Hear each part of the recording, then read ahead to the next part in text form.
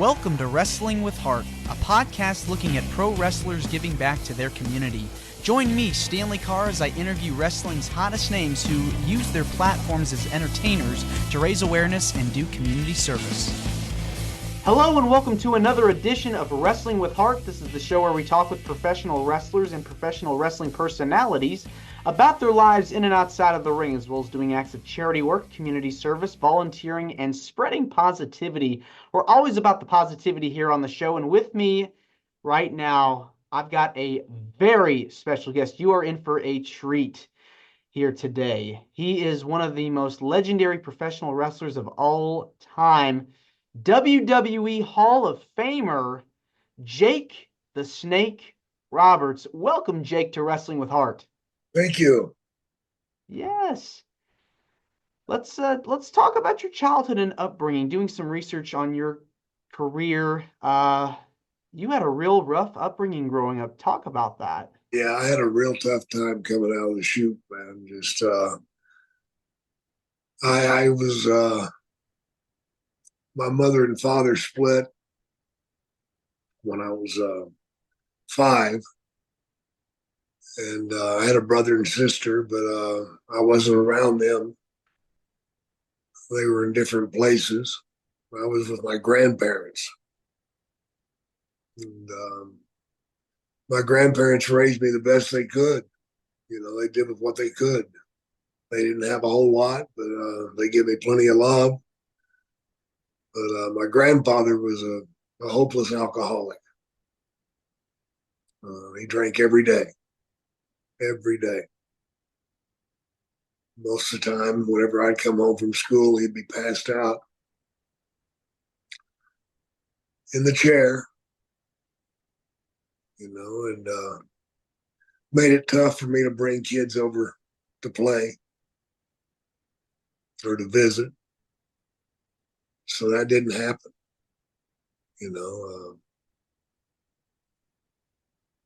I was always embarrassed and ashamed of that. And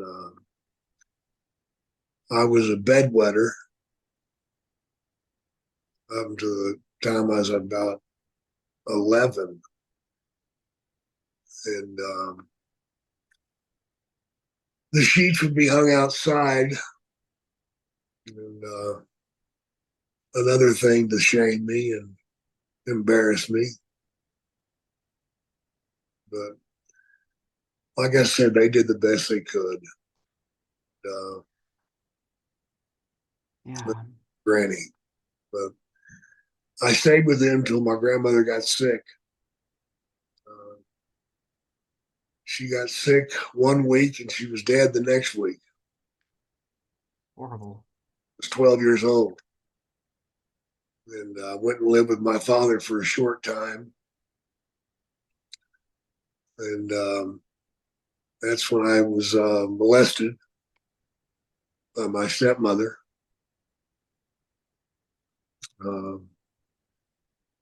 Physically abused, mentally abused, all sorts of games being played. It was tough. Yeah. It seems like it was very traumatic. And It, I know that you came from a wrestling family. You got like family members that have been in the business for so long. Do you remember your first exposure to wrestling? oh yeah, my dad was wrestling. That was my first exposure to it. When you're on the road, or seeing professional wrestling in person live, it can be very exciting. When you're a fan, you get hooked right away. And did you decide you wanted to go on the business on your own, or did your father want you to pursue it? No, he didn't want me in wrestling at all. Really? No, no, he discouraged me. What was it about wrestling that he just was like, I don't want you doing this? He just told me I didn't have the guts for it. Hmm. That he was ashamed of me, and I'd never amount to anything. To you, Jake, what was it about wrestling that made you go, wow, I could do this. I love this. I did it out of hate. Um, when my father, when I graduated from high school and I went down to see him to tell him that I graduated, nice of you to show up, Dad, but he didn't. And I went down to visit him, telling him that I was going to go to college. I wanted to be an architect. That's what I wanted to be. Hmm. And he just told me that he didn't have anything for me. He wasn't going to help me, and that I needed to man up. And I went to a wrestling show and drank too many beers. And my foggy mind decided if I wanted to make my dad proud of me, and that's all I wanted was for him to say he was proud of me, that I needed to get in the ring and beat up a wrestler. I was almost 18, and I was a pretty big guy. And I got in the ring and challenged the guy, and he beat the shit out of me for 10 minutes. 10 minutes. He stretched me in every which way he could go, and made me piss myself by choking me out. But I crawled back to the locker room. That's when my father told me that I was gutless and he was ashamed of me and I'd never amount to anything. It's hard, that's really rough to Yeah, hear something like that. I mean, being embarrassed like that, terrible. It's a terrible feeling. horrible. And, you know, when you're talking about being stretched out by your opponent, um, it does something to you, psychologically, It you does. know. And so with you wanting to become a wrestler, tell me about like training wise. How was the training process for you? Like learning drills, or did you just learn on the road? Learned on the road, trial and error. Not a good way to do it. But the best thing I did for myself was I refereed for about 10 months. And I learned a lot from refereeing. And that helped me tremendously. It helped me to learn timing. It helped me learn how to work a crowd, how to how to become part of it instead of just a little stick man over there who's counting 1, 2, 3. But that's the way I got started.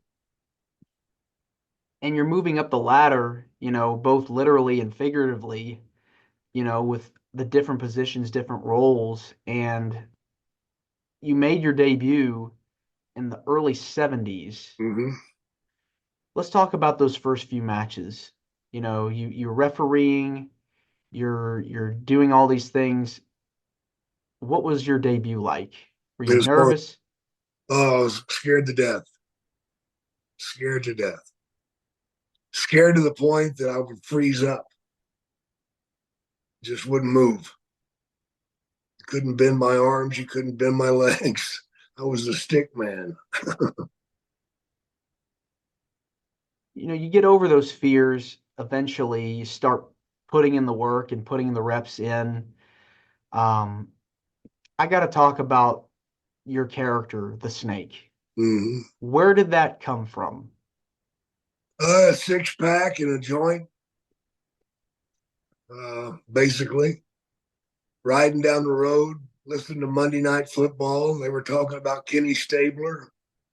They called him the Snake. And I really liked Stabler. He was wild. He was crazy. He was a partier. And That was the guy I wanted to be like if I could. So Snake, at the time, there was a TV show on called Dallas. I don't know if you remember it. Mm-hmm. The heel character on there was JR. So I already had Jake. I just needed to have a last name. So I come up with Roberts, Jake the Snake Roberts. And that's how that came to be. Yeah, I mean, you've had an amazing career, and that character really took off running. When WWE brought you on board with that character, you brought in various snakes that Yeah, you called Damien. How did the actual animal get brought to television? Was that something that Vince decided, let's do this? yeah. Vince decided to do it. I'd had the idea for some time, and Bill Watts laughed at it. And he told me that we weren't doing a circus; that we were wrestling. There was no room in wrestling for a snake.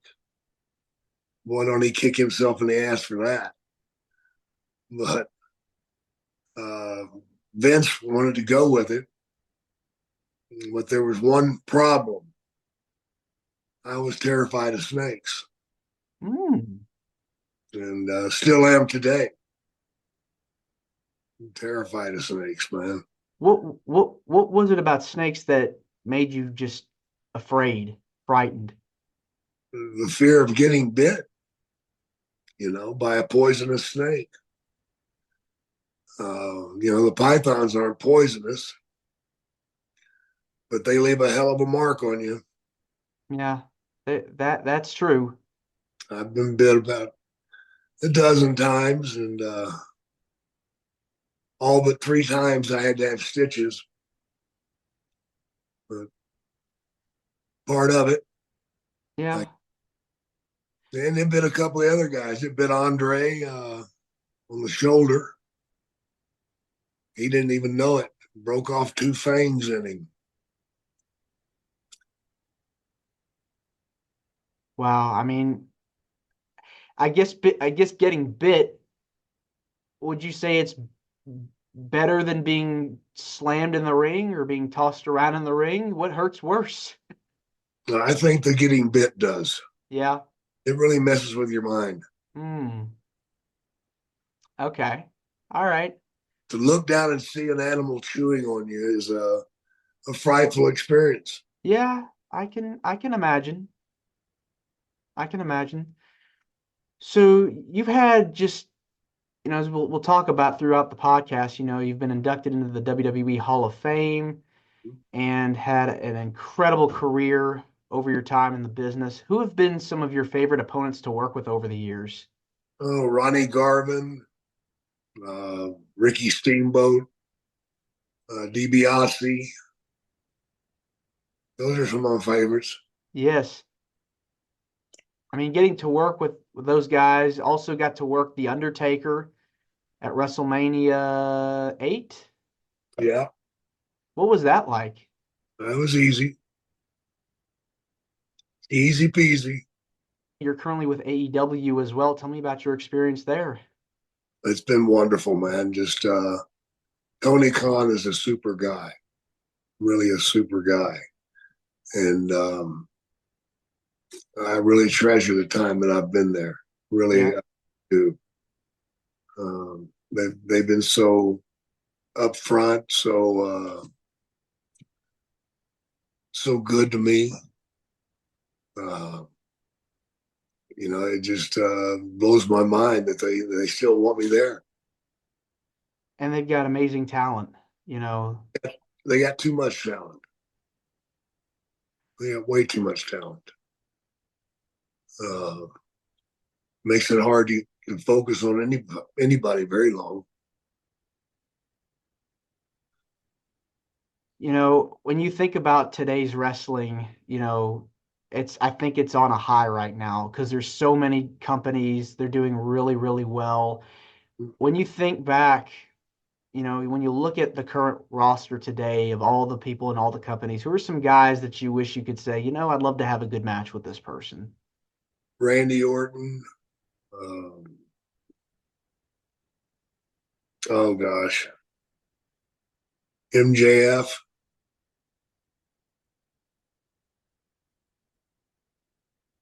Cody Rhodes, just a few. Yeah, those are some good ones. Yeah, Some yeah. really good ones. Um, you know, as we're talking here, you've got such an incredible story.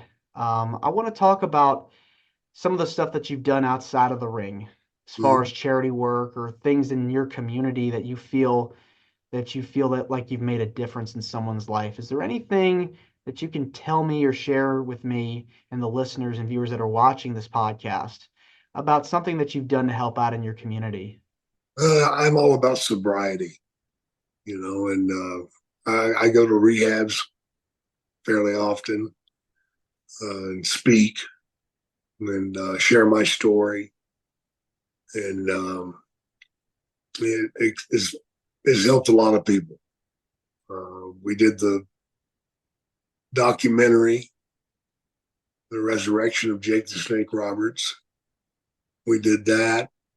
I can't begin to think of how many people that have contacted me and thanked me for being so open and so freely um, talking about my pain and my struggle. Because there are a lot of people out there hurting. There really are. When you think about it, man, it's like one of the top killers, Yeah, yeah. Drugs. alcohol and drugs. It's no joke to see how many people we've lost to that, overdoses. Um, Yep.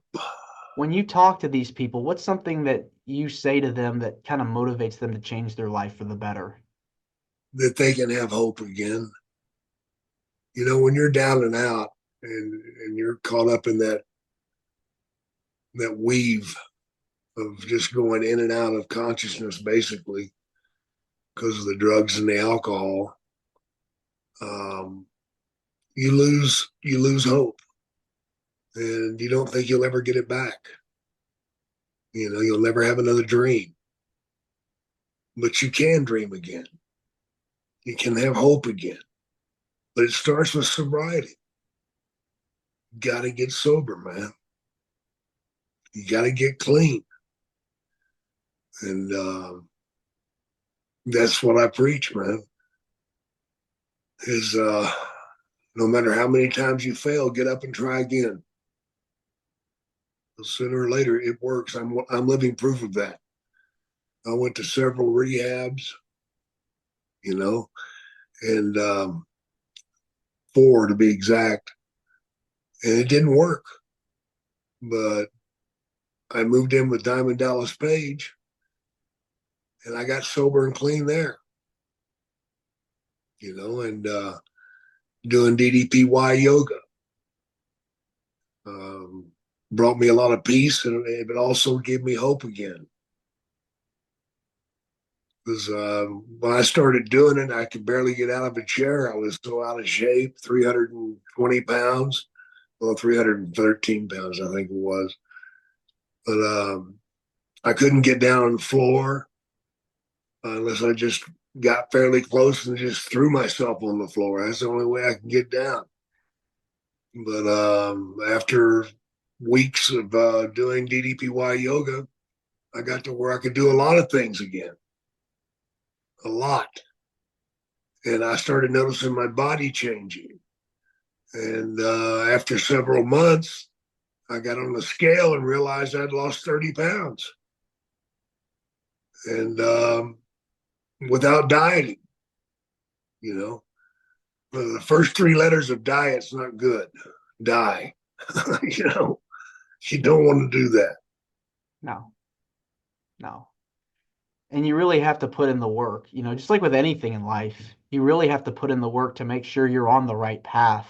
And DDP definitely is someone that I feel like has really helped transform so many people's lives for the better. Really. Yeah, hundreds and thousands, man. thousands of people, man.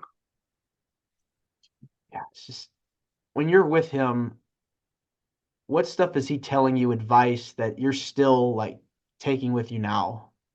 I just listen, man. He's still learning. He never quits learning. He's open to learning. A lot of us get stuck in a pattern and we just hold there. But he's constantly looking for a new way, a better way, a way that gives better results. And he's finding ways to get better results. When you're doing yoga, is Mm. there like a specific pose that you enjoy doing or something that you just feel at peace? Yeah, a few moves, but it's just the overall presentation that you go through, and it just brings you to a calmness, and then from the calmness you go right into a feeling of euphoria, and once you get that euphoria cranking, man, it's pretty sweet. Yeah.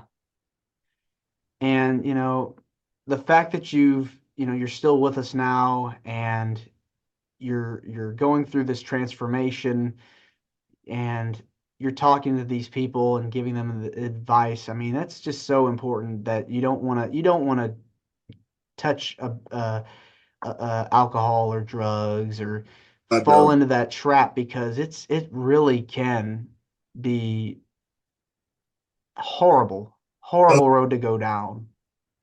I would never go back to it, my friend. I just the thought of it turns my stomach.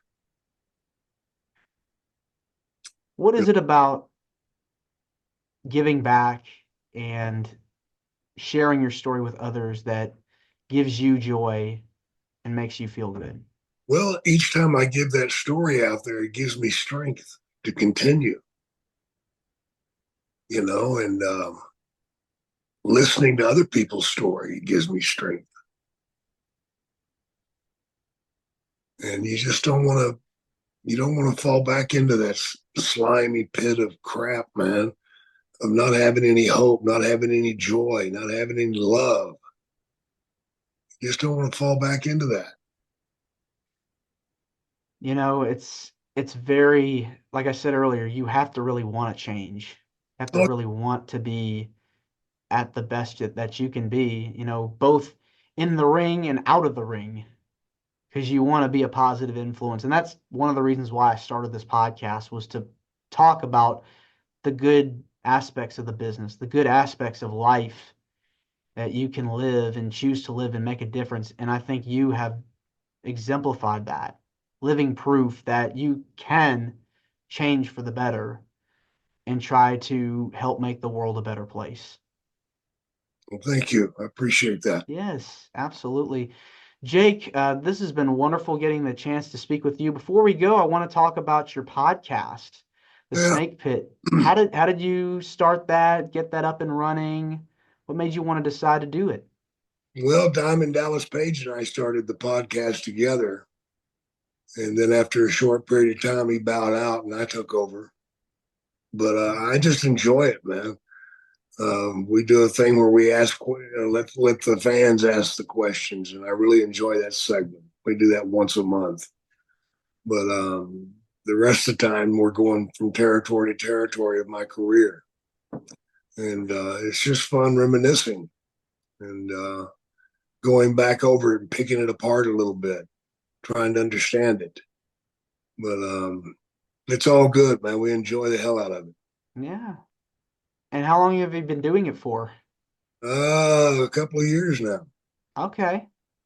All right. I mean, it's always good when you start something, people remember you, and it brings you back to the good old days of wrestling and nostalgia, and brings you back to a time where you remember watching wrestling for the first time, remember seeing Jake the Snake Roberts, hearing from him, talking about the old memories, Yeah, and as well as talking about some of the new ones too that you've been absolutely. making. Yeah. Awesome. Well, Jake, thanks again so much for coming on to the show. It means a lot to me, to my listeners and viewers that are watching this on YouTube. Where can people find more about you on social media? I'll just go to my site, man. Jake at jakethesnakeroberts.com. And you can check my schedule out there, and it'll let you know if I'm in your area. And if I'm in your area, please come out and see me. All right. Well, Jake, thanks again, and you're more than welcome to come back. I appreciate that. Y'all take care. All right, take care. This is Wrestling with Heart. I hope you found this podcast to be informative and entertaining. If you did, please hit the subscribe button and look out for the next edition.